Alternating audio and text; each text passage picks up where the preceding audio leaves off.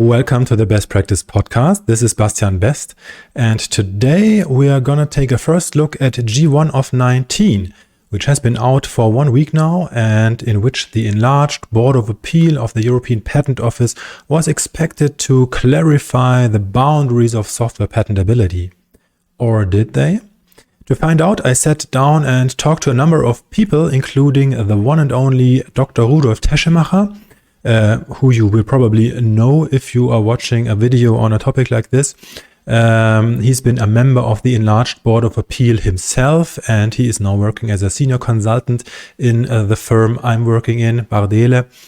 We also have wonderful first reactions from a number of experts in the field, including Martin Huynh, the head of IP of Dassault System, and also European patent attorney colleagues of mine, Martin Wilming and Martin Schweiger. And in addition, there were 2 last-minute contributions coming in from 2 more IP practitioners, Christof Karl, partner at Bardele Pagenberg, and Mathieu Den, partner at the French firm Ypsilon. I will put links to the profiles of all contributors into the show notes.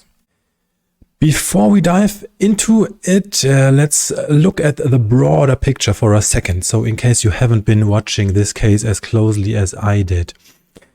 Imagine for a second an engineer designing a new electronic circuit board for, let's say, the next generation wearable tech gadget. Would he be sitting in his workshop, brazing and soldering away, or would he rather stare at his computer screen and work on a model of the circuit? Or imagine a researcher developing the next COVID-19 vaccine.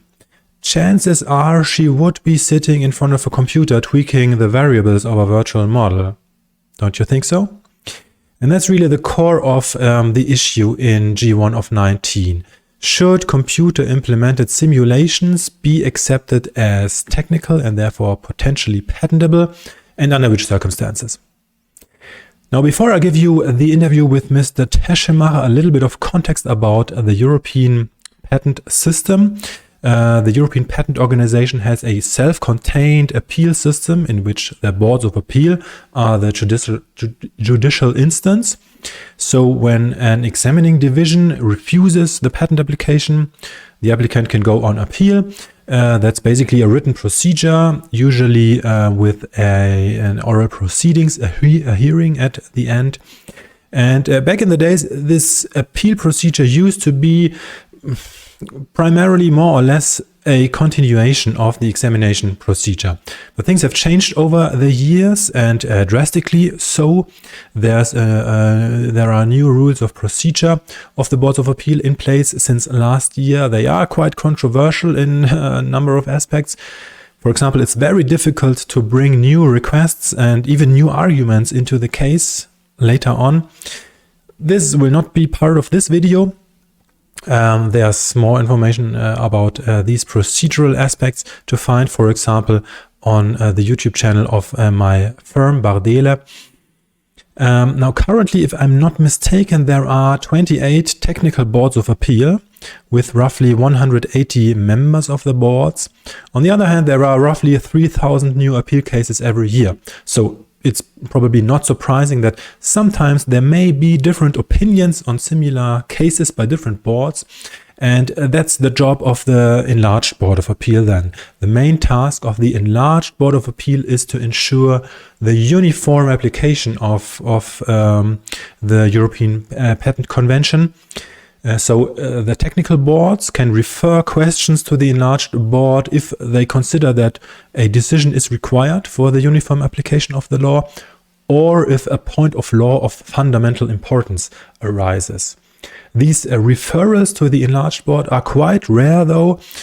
We have like 1 to 3 referrals per year. In 2019, there were 4, which is a high number considering the statistics. If you are a number guy, you can find more of those statistics in the annual report of the Boards of Appeal. So what is the case all about we are talking about here? Well, the invention relates basically to the modeling and the simulation of the movement of a pedestrian crowd through an environment. For example, a venue like a railway station, an airport, a soccer stadium. So such a computer-implemented simulation is of course useful for verifying whether the design of the building is good. For example, if the football stadium can be evacuated properly in an emergency situation. So the invention was really about modeling the behavior of a pedestrian crowd in such a virtual environment. The first instance department, the examining division, refused the application. There wasn't even a prior art done because the argument was that the simulation model was non-technical and the implementation of this non-technical method on a standard computer is obvious, lack of inventive step. That's, so to say, the status quo of CII patentability. That's the convict approach. Every time when you have a mix of technical and non-technical features, only those features which contribute to the technical character of the invention are taken into account in the inventive step assessment. If you need more information on the convict approach, also there's more information elsewhere on my podcast. The key takeaway here is that European patents are only granted for non-obvious technical contributions to the prior art. The examining division said that the whole simulation aspect was non-technical. The applicant went on appeal, and in front of the technical board of appeal, the appellant essentially argued that simulating the movement of pedestrians yields results which are no different from those obtained by, for example, modeling an electron using numerical methods. So, like the simulation of an electronic circuit, the claimed simulation of the movement of pedestrians was based, at least in part, on the law of physics. That was one of the arguments of the appellant. And the appellant heavily relied on an earlier Board of Appeal decision called the Infineon decision, which already dealt with computer-implemented simulations of an electronic circuit and found that this is considered technical under certain circumstances. The Technical Board of Appeal, however, was not persuaded in this case and even questioned the earlier Infineon case law. But that's not enough. The Technical Board even made the claim that a technical effect requires, and now I'm citing, at a minimum, a direct link with physical reality, such as a change in or a measurement of a physical entity. So the technical board here really took a very strict approach to the question, what is technical or not? And they said you always need, at a minimum, a direct link into the physical world, so to say. So in summary, in this case, two interesting issues at stake. The one was, should the earlier Infineon case law be followed, which is more favorable for computer simulations? And the second issue was, what are really the requirements of an invention, a feature or an effect thereof to qualify as technical? Do we need a direct link into the physical reality? So hopefully I have you hooked right now, and without further ado, I now bring you Rudolf Teschemacher. Mr. Teschemacher, thank you so much for taking the time for this conversation. Yeah, thank you for inviting me to give my impression of a very important and long-awaited decision. I'm really curious about your impression indeed. But I mean, you've been a member of the Enlarged Board of Appeal yourself, right? For how many years? For 11 years. For 11 years. Okay, so I'm sure you would be able to tell some interesting stories. But now let's focus on the G1 of 19 decision, and I'm really thrilled to learn about your thoughts on the decision. So maybe let's start with kind of a bird's eye view first. So what's your overall impression on the decision in terms of how it is structured, how long it took after the oral proceedings maybe, and how the enlarged board deals with the question overall? Even before reading the decision, you see it's a very long decision. So it's needs some time to digest it. Looking at in at it in detail, we see it's a very thorough decision. It contains a complete analysis of the decision taken on similar cases previously. And as to the structure, I think it provides a clear thread from the interpretation of the questions referred over general principles how to assess inventive step in the case law of the boards of appeal.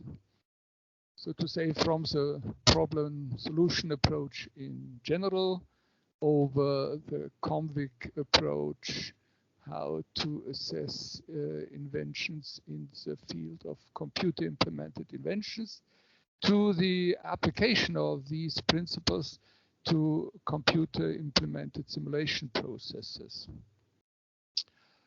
The matter is very complex, in particular for those dealing not every day with computer implemented inventions. And this complexity may partly explain the length of the proceedings, the 8 months from the oral proceedings to the issuing of the decisions, and the 2 years after the referring decision. It's not only the length of the proceedings before the enlarged board. If we look at the history of the case, which is a case without opposition, the decision was taken 16 years after entry into the European phase, plus 1.5 further years after the international filing date. So 2.5 years are left of the term of the patent. And the lesson is, I think, any party concerned should consider when a referral is at stake, whether the delay is supportable for it in terms of its commercial interest. So in most cases, it's more the general interest in the legal questions justifying referral than the interest in the specific case. Talking about the question, the legal questions and maybe the factual questions, yeah, let's look at the referral questions in some more detail, maybe for the listeners and the viewers not perfectly familiar with the case. So maybe can you briefly explain what the 3 referral questions really mean? Yeah, first, the enlarged board deals with the underlying factual question of what is a computer implemented simulation. And in this respect, the enlarged board refers to the referring decision of the technical board, where it is said a computer implemented simulation is an approximate imitation of the operation of a system or process on the basis of a model of that system or process, which exists only in the computer and allows the functioning of the system or process to be assessed or predicted. So that's what the enlarged board is dealing with.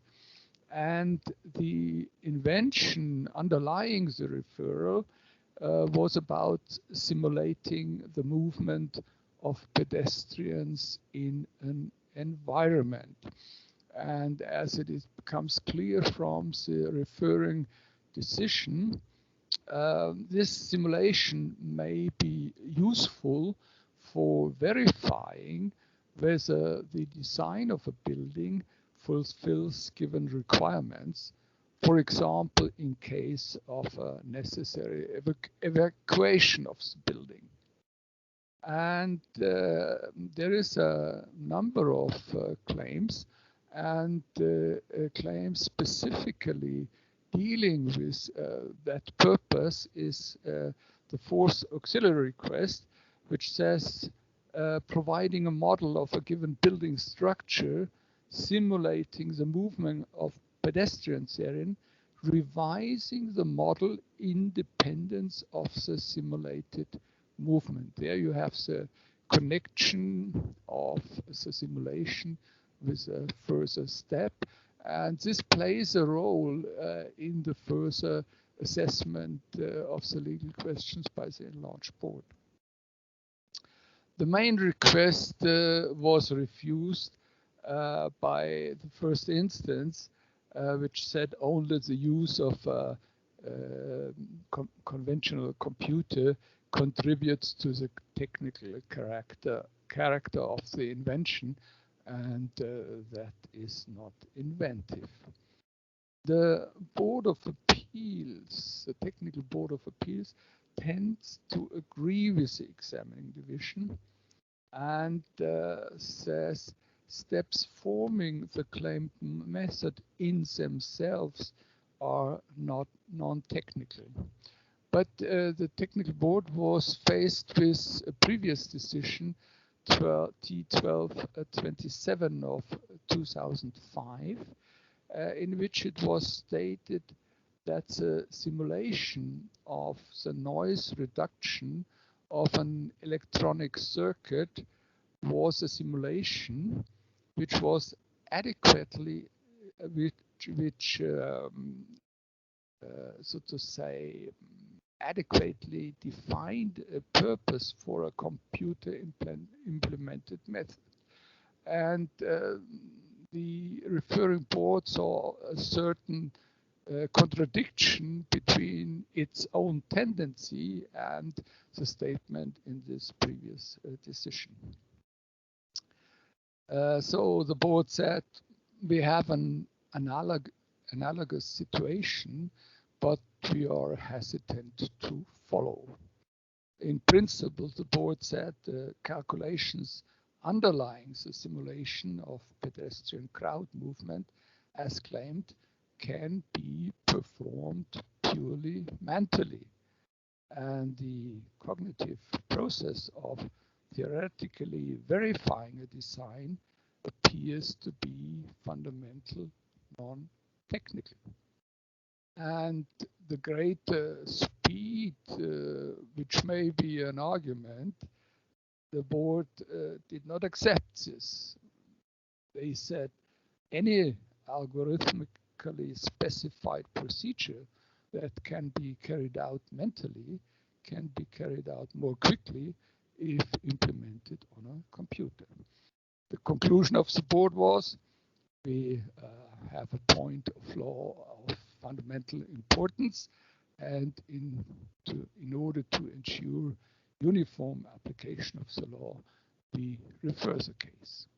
So that was the basis for the three referral questions, which we deal specifically in the following. We should do that, yeah. So turning to question number 1, can you comment on what the board, the enlarged board, made out of question number 1? Yeah, they gave a clear answer. They said yes, computer implementation simulated method claimed as such can solve a technical problem by producing a technical effect beyond the simulation's implementation on the computer. So that's a plain answer. And the board says no group of computer implemented inventions can be a priori excluded from patent protection.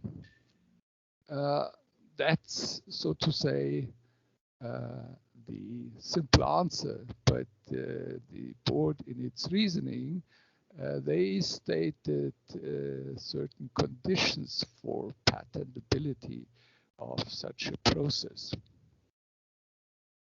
Is that following from the problem solution approach as specified by the two-hurdle convict approach for the examination of computer implemented inventions? Inventive step has to be examined on the basis of features contributing to the technical character of the invention in view of the closest prior art. And models underlying a simulation are non-technical constraints for the purposes of the simulation itself. So the model cannot serve to affirm the technical character of the invention. But technical effects around or in the simulation can arise at input into the computer. You feed certain measurements, which may a technical measure. They can arise at the output. You send a signal to control a device or whatever. And this is typically a direct link to this physical reality. But they can also arise within the process itself.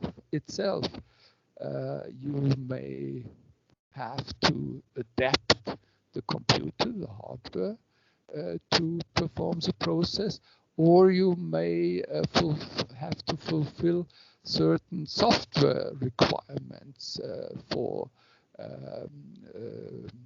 carrying out the simulation.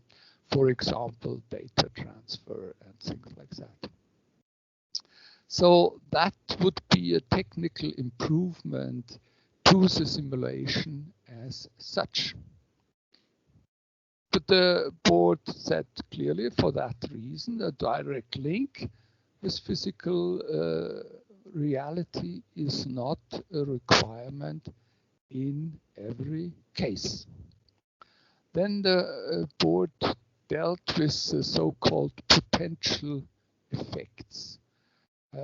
According to Comvik, further technical effect is relevant for assessing whether you have a contribution to a technical solution. And this further technical effect results from the program when run on the computer. And according to the enlarged board, it may be considered for assessing inventive step if the resulting data resulting from the simulation is specifically adapted for the purposes of the intended use, for example, for controlling a device. And they made a more specific definition of this further technical effect. They said a technical effect going beyond the simulation's straightforward or unspecified implementation on a standard computer system. So that is more detailed than the formula used so far in the case law. And the board added, and that's an important aspect, in order to avoid protection for non-patentable subject matter, the intended use has to be at least implicitly specified in the claim. If the data obtained has relevant other uses, the technical effect is not achieved over substantially the whole scope of the claimed invention. And the criterion that the effect has to be in the claim, at least implicitly, is intended to avoid this. And for reasons of clarity, the board adds that calculated technical effects is just data and as such non-technical. But on the other hand, a tangible effect, like in the US law, is not a requirement of patentability. So far, my summary to question 1. So yeah, it seems to me that the enlarged board really drilled quite deep into the matter and gave quite some guidance.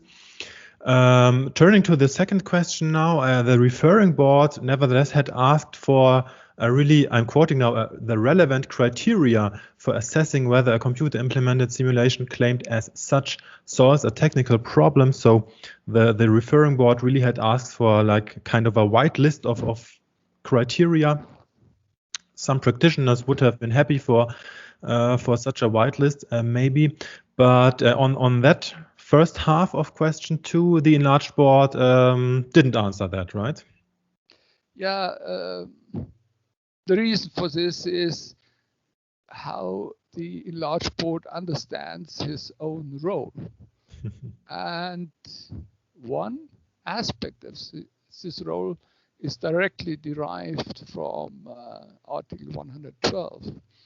A question to be answered has to be required. And the board says required by the case underlying the referral. And only to the extent it is required, the board considers the question to be admissible. And the enlarged board considered that an answer to the second half of the question was sufficient for the referring board to deal with the case, and so they didn't give a reply to the more general questions. So the task of the enlarged board is not to write textbooks or to write white lists, as you say. That would be appreciated by many, but it would imply a danger. If you establish a system, a whole system, before knowing all specific aspects of future cases, you may soon have to modify your system. Something may turn out to be wrong, and so prudence requires to be careful in not going too far. And the board expressly said an exhaustive list of criteria for all possible situations is simply not possible. Nevertheless, regarding the second half of question 2, you already said it. The board gave an answer. Here, the referring board had asked whether it's a sufficient condition that the simulation is based, I'm quoting again, at least in part, on technical principles underlying the simulated system or process, so the object of the simulation. So what did the board say here, the enlarged board? Also, here we received a clear answer. The answer is no. This is not a sufficient condition. The board referred to the convict approach, according to which a technical step within a computer implemented process may or may not contribute to the problem solved by the invention. And in this respect, the model underlying a simulation form constraints, a term often used in the convict approach, and these constraints may be technical or non-technical, but they are not technical for the purposes of the simulation itself. So it's decisive whether the relevant technical step contributes to the solution of a technical problem. And the technical character of the simulated process is not prejudicial for the question whether the numerical simulation contributes to a technical solution of a technical problem. And the referred case may show this. The simulation may reflect non-technical aspects like human behavior, and how pedestrian walks is human behavior and as such non-technical. So the board's conclusion is it is neither a sufficient nor a necessary condition that a numerical simulation is based, at least in part, on technical principles that underlie the simulated system or process. For me, I think that's really an important learning from this decision. So finally, question number 3 here, the referring board had asked if the answers to the previous questions would now change if the computer implemented simulation was claimed not as such, but as part of a design process. So what's your take on that, and what's the enlarged board's take on that? Yeah, it may be surprising also here, a clear, definite answer. No. Design process is normally a cognitive activity, says the board. Again, according to the convict approach, depending on the technical context, features relating to a design may or may not contribute to the technical character of the claimed invention. Special treatment of design processes would cause delimitation problems, since design, states the board, is not a clear criterion. I leave it as it is, but I would add that no clear answer is given in the decision whether the mere verification of a design by simulation would be recognized as a technical effect going beyond the simulations, as the board says, straightforward or unspecified implementation on a standard computer system. We will come back to this perhaps when discussing T1227/05. That we should do, yeah. So now that we have dealt with the 3 referral questions specifically, I would say there's really 2 interesting points we should touch on. Still, the first, you already said it basically. One point of heavy discussion was whether, as the referring board was taking the position, whether a technical effect requires, I'm again citing, at a minimum, a direct link with physical reality. That was the wording of the referring board. You already mentioned it. The enlarged board said clearly, no, that's a direct link with physical reality is not a necessary condition in every case for technical character. So any additional comments on that point? Yeah, the board says calculated information on physical properties of an object may reflect properties occurring in the real world, so there is something existing. However, first and foremost, the board adds this information is mere data, which can be used in many different ways. Technical contributions may be established by features within the computer system, as we mentioned before, adaptation of software or hardware, things like that. They may be established on potential effects, as we already have mentioned. An effect achieved only in combination with non-claimed feature, the intended use. And the conclusion is, while a direct link with physical reality is in most cases sufficient to establish technicality, it cannot be a necessary condition. So it has some merit if you have it, but if you don't have it, you have to examine in detail whether nevertheless there is a technical solution to a technical problem. Sounds, for me as a patent attorney practitioner, sounds good, because I mean, even if there's a more virtual invention which doesn't have that direct link, there's now still room to argue that there is still a technical effect.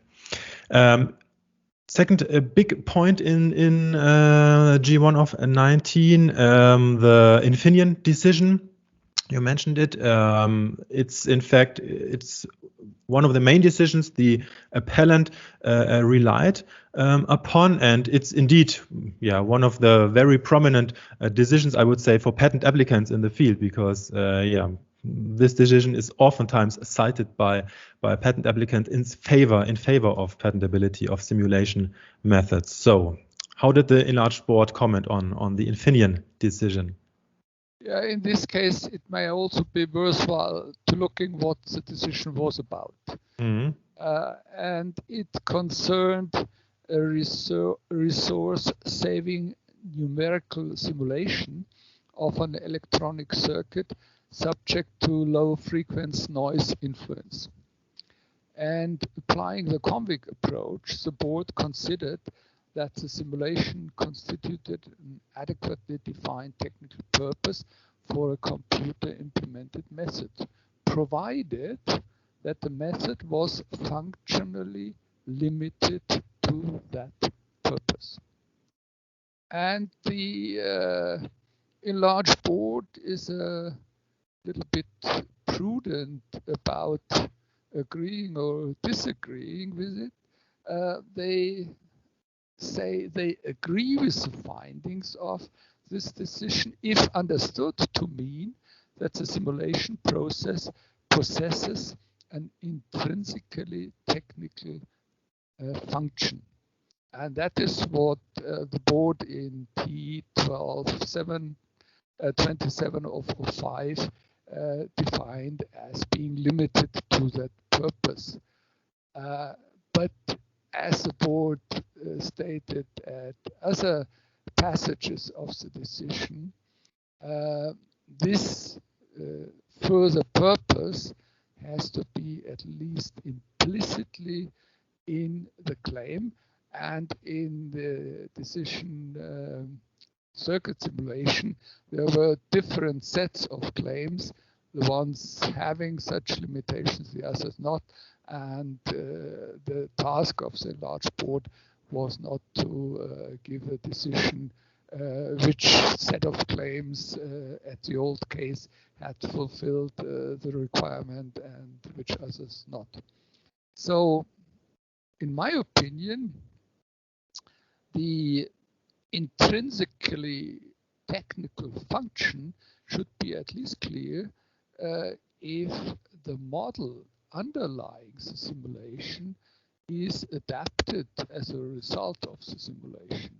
Then you have a clearly defined practical purpose, connection to reality, but the other cases, the effects inside the computer and so on, they cannot be answered on the basis of that consideration.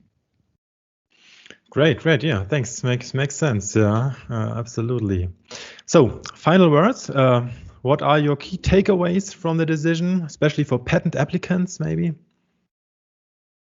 Quite in general, one can say that the aim of the decision is to define for the field of computer-implemented simulations a borderline between pure mathematics as represented by an algorithm, which is the essence of a simulation process, and which, as pure science, is not eligible for patent protection. And on the other hand, applied science, the practical use of a scientific method, which may patentable subject matter. Example already given, the control of a device or a process. Think of a nuclear plant,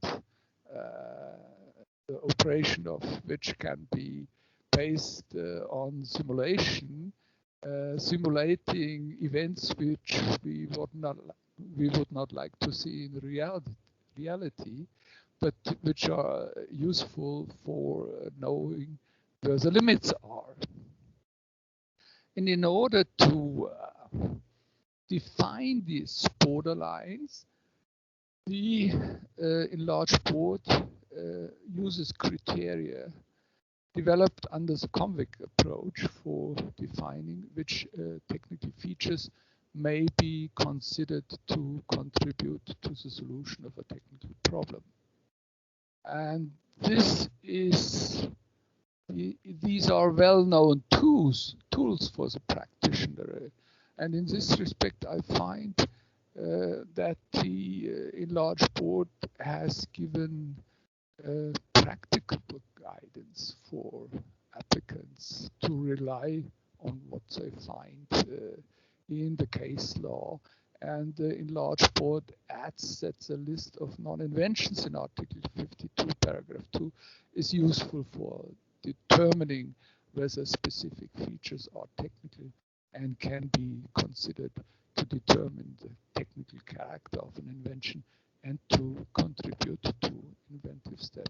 So that's my conclusion I draw from the decision. I'm not a practitioner drafting applications, but I think practitioners will know what to write in an application in order to show that they not merely claim abstract mathematical methods, but processes and products which have practical use. Great. Well, I think there's nothing more to add to that. Mr. Teschemacher, thank you very much. It was a pleasure. Thank you, Mr. As I just said in the interview, I think there's really nothing to add to Mr. Teschemacher's insights here.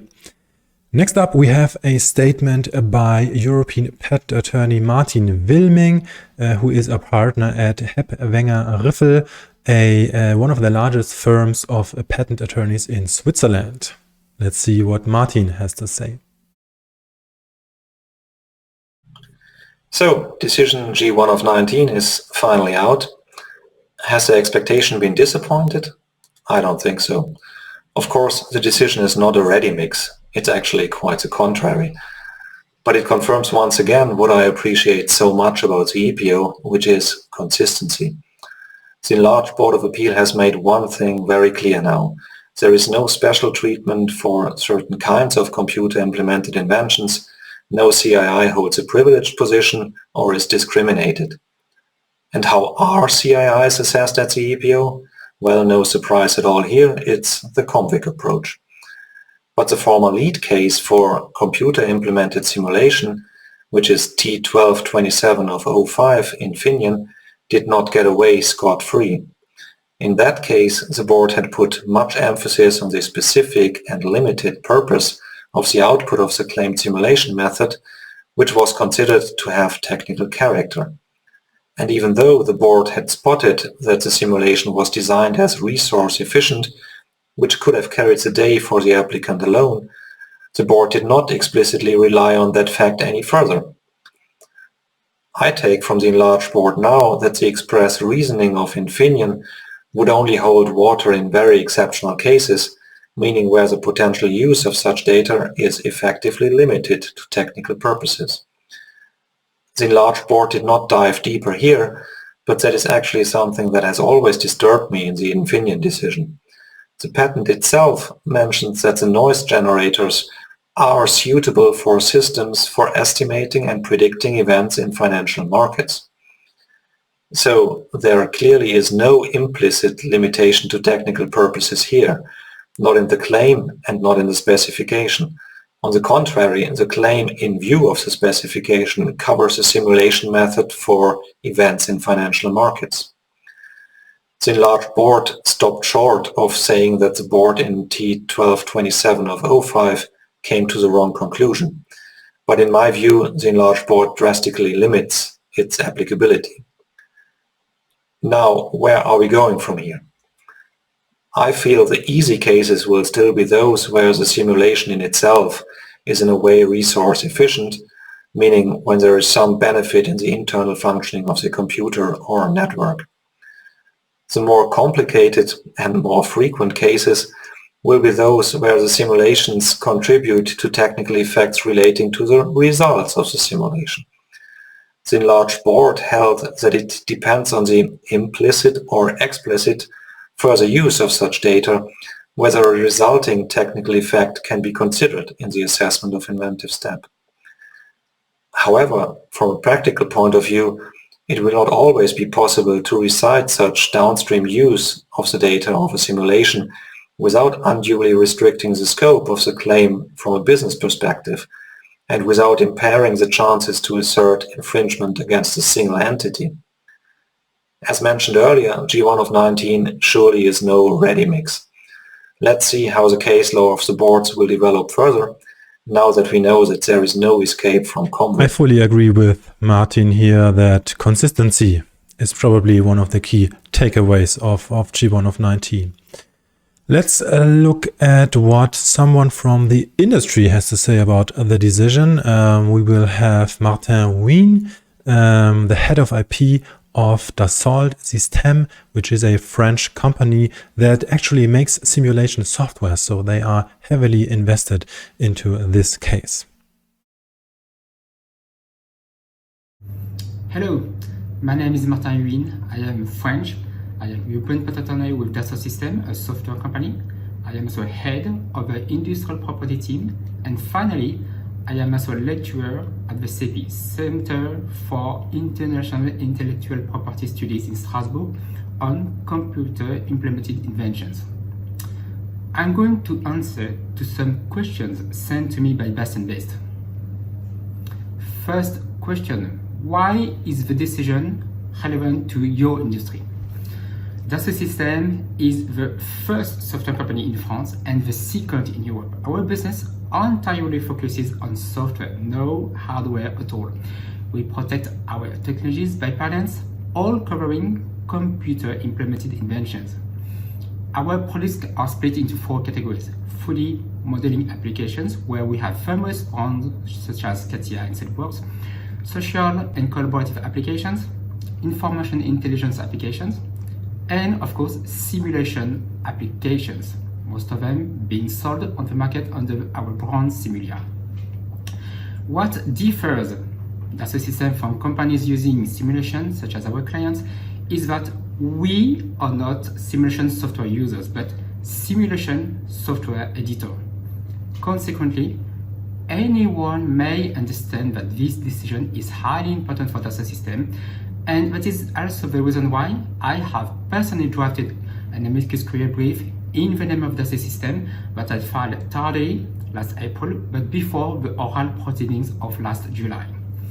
In addition, I would like to add that portion to the notice from the PO concerning the staying of proceedings due to referral G119, some of our own proceedings before the EPO examining divisions, as well as the boards of appeal, in which the decision depends on the outcome of the referral, have been stayed, suspended, sometimes after the decision to grant us a patent was notified to us.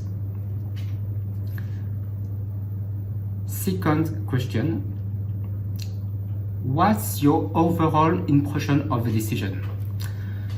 Firstly, I can say that the Enlarged Board of Appeal did a good job. The decision as a whole is clear, even if I cannot agree on every statement. Secondly, G119 is no revolution. No evolution, but fortunately no regression. Thirdly, the Enlarged Board of Appeal clearly keeps the door open for an evolution of the patentability criteria. For example, we can read in paragraph 65 the following: they should be open to further development as technology evolves, and it should be even possible for other criteria to emerge if they lead to more appropriate interpretation of the law. And the Enlarged Board of Appeal also recites in paragraph 88 the following: the notion of technicality needs to remain open. Question 3, what are your key takeaways? I personally believe that G119 is much more than a mere confirmation of a case law. Actually, there was no doubt that existing case law was applicable to simulation. Since the beginning, I was convinced that G119 would yield the same consequences on computer-implemented inventions, for example, on artificial intelligence. As a reminder, artificial intelligence inventions and simulation inventions belong to the same scope, computer-implemented inventions. In the decision, in point 117, we can have a kind of confirmation of my interpretation. For example, the assessment of whether or not a feature contributes to the technical character of a computer-implemented invention is presumably no different for computer-implemented inventions than for other computer-implemented inventions. There are, for example, computer-implemented methods for prediction of the status of a system which do not qualify as simulations but raise the same issues as to their technical character. As a consequence, the teaching of G119 on simulation can be a source of inspiration for other computer-implemented invention cases. In addition, for the European patent attorneys specializing in computer-implemented inventions, G119 is a mine of information. What G308 already was in 2010, there are many interesting findings that could help develop new lines of arguments to justify the patentability of computer-implemented inventions. We identified and discussed some this weekend with the patent attorneys of Bonpei and Greuter, my main patent firm. For example, in the answer of the BA, especially answer to question 1 that we cannot remind, a computer-implemented simulation of a technical system or process that is claimed as such can, for the purpose of assessing inventive step, solve a technical problem by producing a technical effect going beyond simulation's implementation on a computer.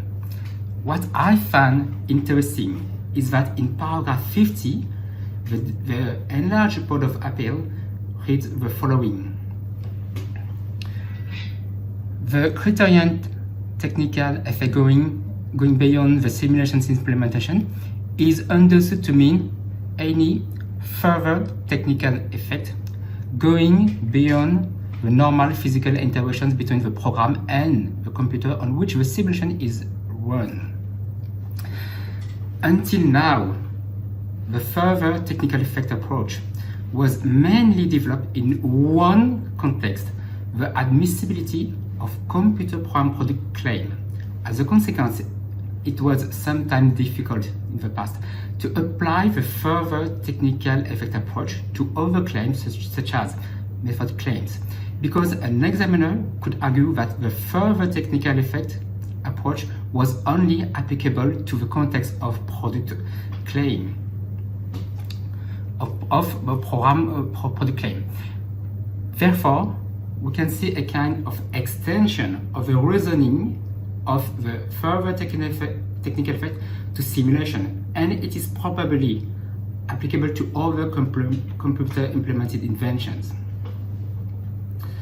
Question 4. Do you think the decision has clarified the situation? I have 2 comments on that. First, the confirmation that the current case law is still applicable to simulation is already a good clarification. However, there was a need for additional confirmations and clarifications. For example, on the requirements of a direct link with physical reality or not.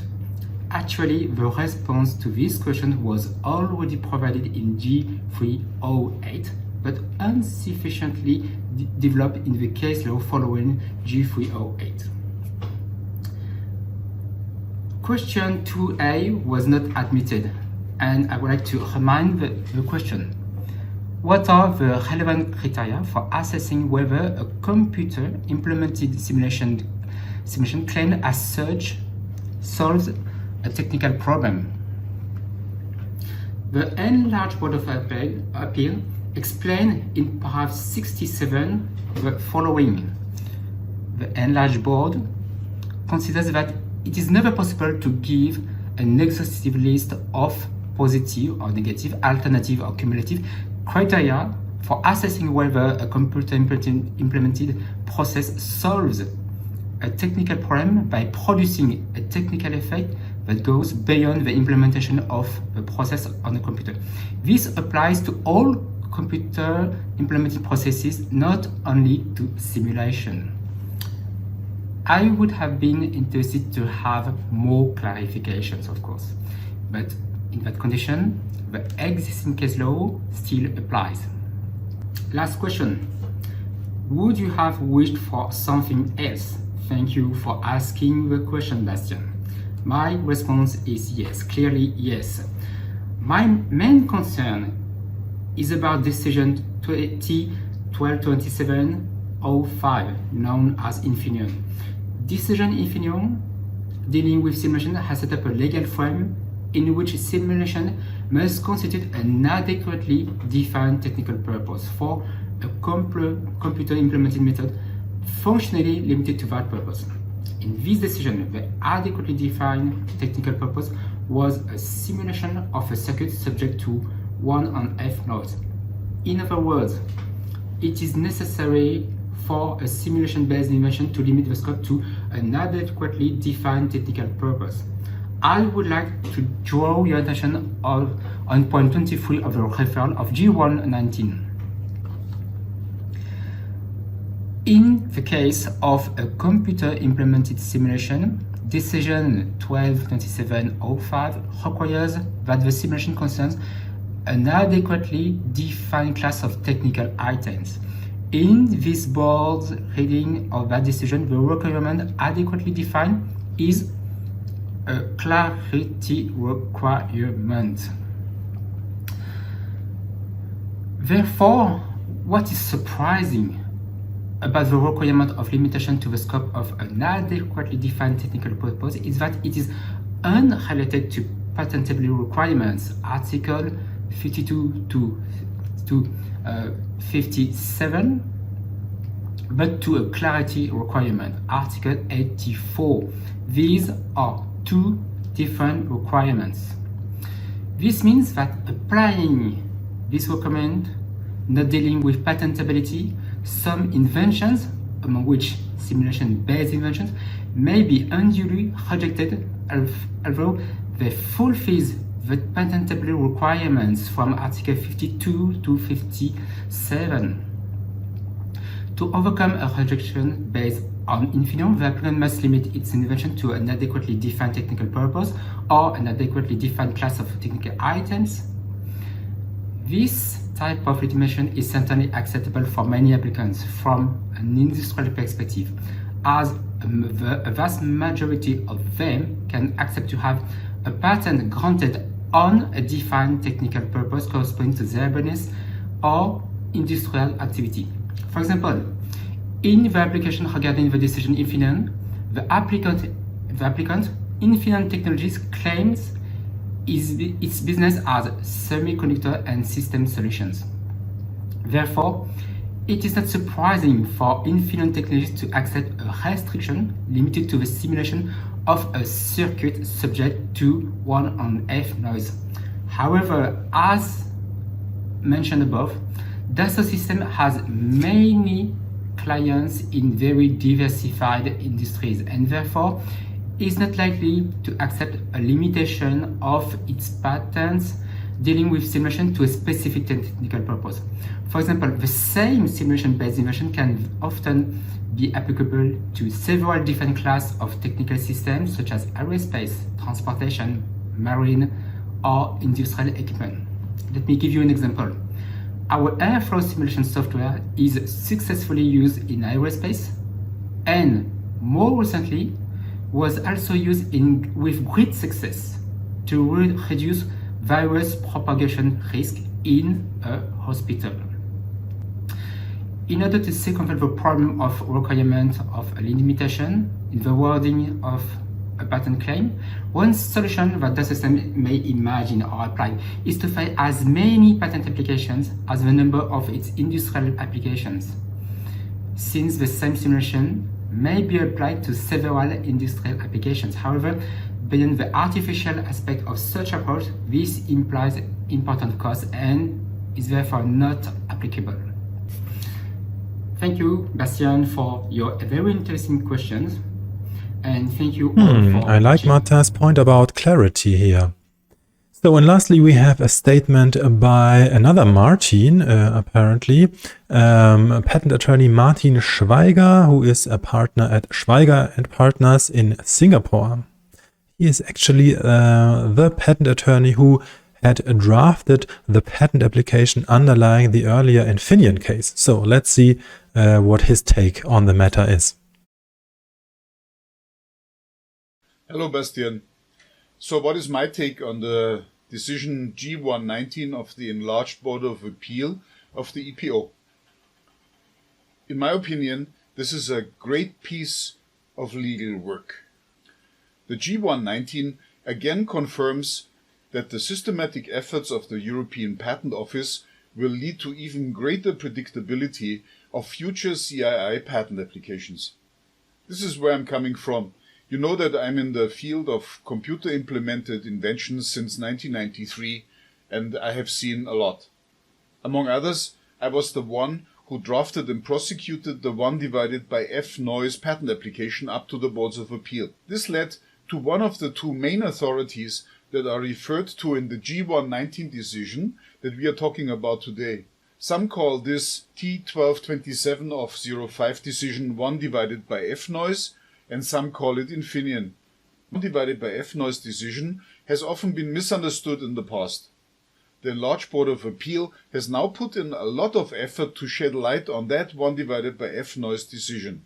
G119 does not explicitly say that, but it is now very prominent that just alone inserting a functional feature for simulating a technical system does not make a CII technical and therefore not patentable, even if all other criteria are met. The specific case of the G119 decision is now back at the Board of Appeal from which it came, and I don't want to speculate in public whether there will be a granted patent or not. But what I can see is that one of my golden rules for drafting computer-related patent applications again is confirmed. You have to describe your invention in such details that it can be understood why it has tangible advantages. I'm avoiding the legal term technical here because this term is too vague when it is about drafting a computer-implemented invention patent application. Tangible means that the advantage can be seen in the real world, or the invention can even fall on your foot. So if there is a novel invention, then obeying this golden rule can make the difference between obtaining a patent grant or not. And I'm already looking forward to reading the corresponding decision of that Board of Appeal that decides on that for the patent application of the G119. And in addition, there was one last minute contribution coming in from another IP practitioner, Christof Karl, partner at Badele Pagenberg. I will put links to all the profiles of all the contributors of this episode into the show notes.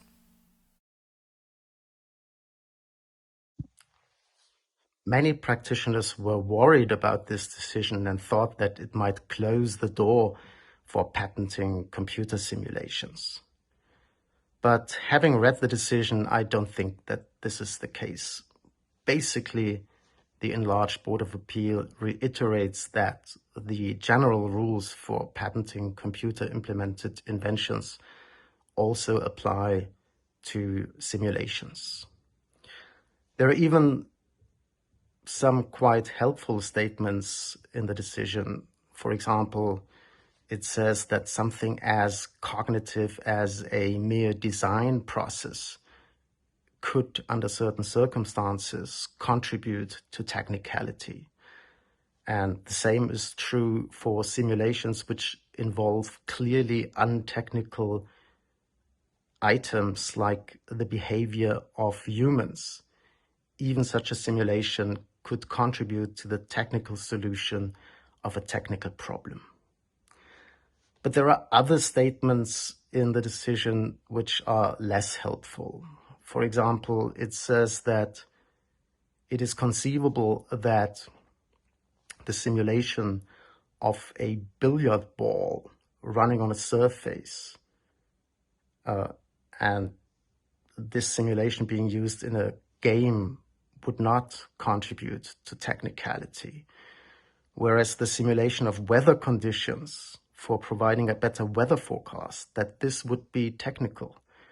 And I don't quite see the difference here, frankly. Why should a more realistic simulation of a ball running on a surface, which is then used to enhance the experience for a gamer or for somebody watching a movie, why should that not be technical? And frankly, I think that the Enlarged Board of Appeal might not have properly thought through this statement when they made it. Okay, so now we've heard and seen a number of interesting views on this case and on the implications for the future. I think I'll leave it at that for today. Sorry, this episode was far longer than expected and far longer as usual, but I think and I hope you agree with me that the importance of this case justifies the length of this podcast episode. As always, if you enjoyed this content, if you found some value in what you just heard, help me spread the word. Share this with your friends and colleagues. Share it on social media. And please help me spread the word and create awareness about software patentability in Europe. With that being said, thanks for watching again and talk to you soon.